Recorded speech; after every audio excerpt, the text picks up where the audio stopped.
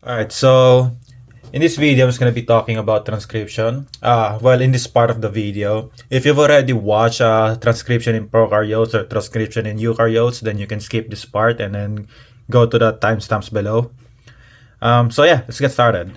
So the general info for transcription is that unlike DNA replication where we make the whole DNA sequence again, transcription it only focuses on the gene. So, if you remember from your class or our terminology videos, the gene is only a specific part of the DNA. If this is your DNA, the gene will only be like just this specific sequence over here. Now, not both top strand or bottom strand is the one that is being transcribed. Usually it's just the if the top strand was the template, then this one would be the one that will be transcribed. If this was the template over here, then this one will be the one transcribed. It's only either one.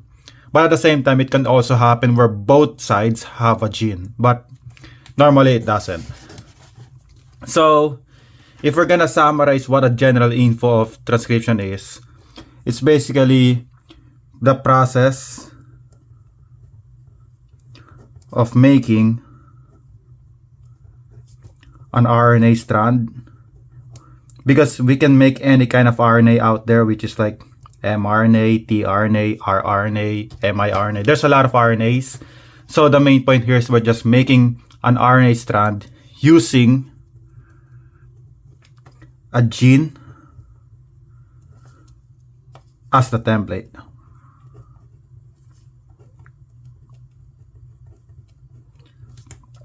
And then in both prokaryotes and eukaryotes, there's a very general steps on how the transcription works. So if we're gonna make the general steps, I'm pretty sure this is something that you guys have heard before, at least in your other biology classes. First step is initiation. During initiation, this is where your assembly of the different proteins or enzymes and then the recruitment of the RNA polymerase. Second, elongation. Elongation is the part where RNA polymerase starts adding nucleotides from the 3' end. Because remember, we can only add on a 3' OH. Like only on the 3' end that we can add nucleotides. And then the last part of the general steps is termination. Both prokaryotes and eukaryotes have different types of termination, and I will talk about that in the second part of the video. So if we're gonna visualize this, let's say this is our DNA, right? This is our DNA. Let's say this is 5'. Now, let's just say this is the gene. This is already the gene. I'm just not gonna make it a DNA. Instead, I'm gonna make it a gene. And then the top part is the template. Then that means the bottom part is the coding strand. Now, during initiation,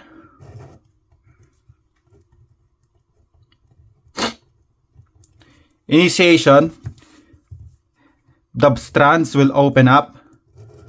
I'm just gonna make them widely apart from each other as a sign of them opening up. It will be open up with using a helicase enzyme or the actual, sometimes RNA polymerase has the activity of helicase. And then the recruitment of the RNA polymerase itself. So let's say it was recruited around here.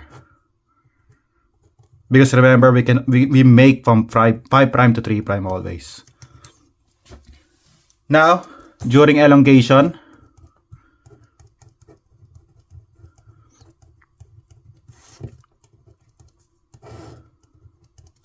RNA polymerase will just keep adding nucleotides.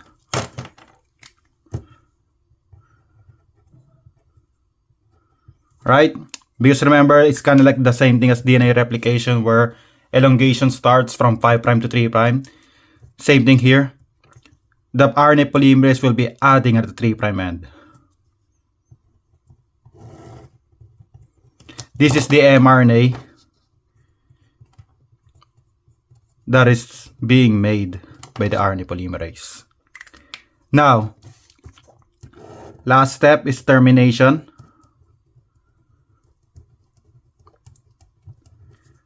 Termination, basically, RNA polymerase will be kicked out. And then the mRNA or the RNA strand is disassociated with the template strand. So now you have the matured RNA strand.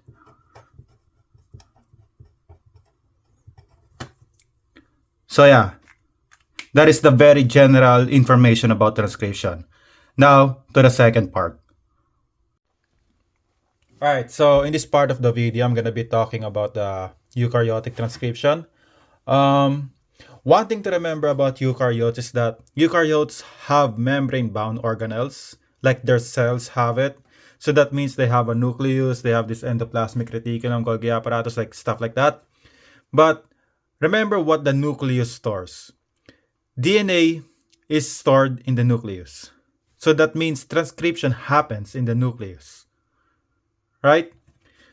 That's one big difference if you remember in your past lectures that prokaryotes have their DNA just floating around in the cytoplasm, while eukaryotes have the DNA stored in the nucleus.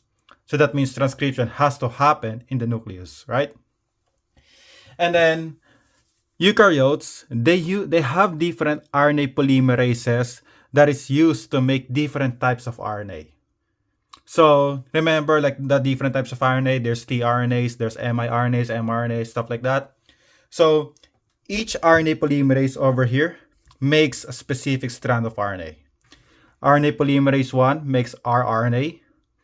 RNA polymerase 2 makes the mRNA, miRNA, snRNA. And then RNA polymerase 3 makes the tRNA or 5sRNA. We're mostly going to focus on RNA polymerase 2 because we're mostly talking about mRNA. These other RNAs, they're used for regulations and stuff like that. tRNA is used for translation. rRNA is also used for translation as well because the ribosomal unit is made up of rRNA. But for now, we're just focusing on RNA polymerase 2. Alright, so in the DNA or in the gene itself, there's a promoter. That promoter region is recognized by transcription factors. If you ever see like this word factor in biology, it's safe to assume that factors are proteins. So in this case, in the eukaryotes, promoters are recognized by transcription proteins, which is normally like shortened into TF. Literally just TF because they're creative, transcription factor. And then the specific promoter sequence is normally called TATA, or they sometimes call it TATA box. That is the specific promoter sequence that is being recognized by transcription factor. And the specific transcription factor that recognizes the TATA box is called TATA binding protein, or in short, TBP. This is the TATA binding protein is a type of transcription factor, and this is the specific transcription factor that recognizes the TATA box. One way to remember TATA box, you can change the B instead, and TATA instead of TATA binding protein, you can think of it as TATA box protein, TBP. I don't know. Next one. Other transcription factors. There's TATA binding protein is not the only transcription factor that acts on this process. There's also other transcription factors. One of them is transcription factor 2, transcription factor H, transcription factor D. they stand for something like they have their own functions there. So other transcription factors will be present, and they will start binding to the promoter region as soon as the TBP is bound to it. And then it will eventually like form this protein complex. A protein complex, think of it as like a combination or like a joint cluster of all proteins to make it more efficient or just to do its job. So after all of these transcription factors are there, they will recruit RNA polymerase. Once RNA polymerase is recruited, it will start elongation process. And during the elongation process, there's these things called capping, splicing, and poly A tailing. They're called modifications, like modifying the RNA strand. So these processes, they can happen co-transcriptionally. So co-transcriptionally means like it happens during, like while the elongation process is being done, capping, splicing, and poly A tailing can happen as well, like at the same time, simultaneously. Alright, so what does capping mean? Capping is the addition of a 7-methyl guanosine. It's basically like a molecule that is added at the 5' end of the RNA. Think of it just like a capping, like just to protect it from being degraded. And then splicing. Splicing is the joining of exons and then the removal of introns. If you remember what in your class, exons are these sequences that are needed for the actual translation, while introns are the ones that are just being removed. And then we also have tailing. Tailing is basically just the addition of poly A tail. What we mean by poly A is means many A's or multiple A. That's why it's like, it's just because it's a tail, because it's at the 3' end of the RNA. That's why they call it tailing, or poly A tail is being added at the 3' end. If we're gonna visualize this, let's start here. Alright, on the start we have this gene, right? Let's say the bottom strand is the template, the top strand is the coding. Remember, the template is what the actual guide or like the actual blueprint for the RNA polymerase to follow, while the coding strand is what the RNA strand will look like, except for the uracils and thymines. Alright, so first of all, let me zoom it in. This is the gene, right? Now there's this TATA box, which is the promoter region. The promoter region is gonna be recognized by this TATA binding protein that I drew as a heart just to make it simple. Promoter region is gonna be recognized by the TATA binding protein. Now this TATA binding protein will bind to the TATA box or the TATA region. And then once this TATA binding protein is bound to this, it will send signals and then start recruiting the other transcription factors. I will just denote it as a star. So these other transcription factors will start binding here. This is not just one. I just made it one just to make it simple and easy to see. But basically, there's multiple transcription factors that will bind to it. Now, once all the transcription factors are bound to the, or making that protein complex, it will recruit RNA polymerase. I'm just going to write it here. It will recruit RNA polymerase 2 because we're trying to make an mRNA strand right now. So RNA polymerase 2 will be recruited. It will first bind to the protein complex itself. And then once the protein complex is formed with the RNA polymerase, something happens there. And then elongation will start. Now, this is the mRNA strand, right? 5' to 3'. As always, everything is being made from 5' to 3' because we can only add at the 3' end. So, RNA polymerase starts its elongation. These transcription factors over here are still here. And then you can see RNA polymerase already moved. Now, remember what I said, capping, tailing, splicing, they can all happen co-transcriptionally. So while while RNA polymerase is elongating over here, capping can also happen. And at this point, the transcription factors are already released. So if we're just focusing on the actual mRNA that is being made, while RNA polymerase is transcribing, the cap is being added to the 5' end. Right? Now, you might see like there's this black lines and then these AAUs. I will talk about that. The blue strand itself is the exons, and then the black squiggly marks are the introns. And then this AAU is very important too, this sequence over here, because this sequence gets recognized by a cleavage enzyme. I don't have to specify it because you won't need to know about it yet. But this cleavage enzyme can recognize this AAU. And this AAU is part of the mRNA strand that was being transcribed earlier. So remember this. RNA polymerase is just transcribing, and then maybe around here, it transcribed this AAU sequence. Now, as RNA polymerase is still transcribing, the cleavage enzyme will recognize that AA sequence.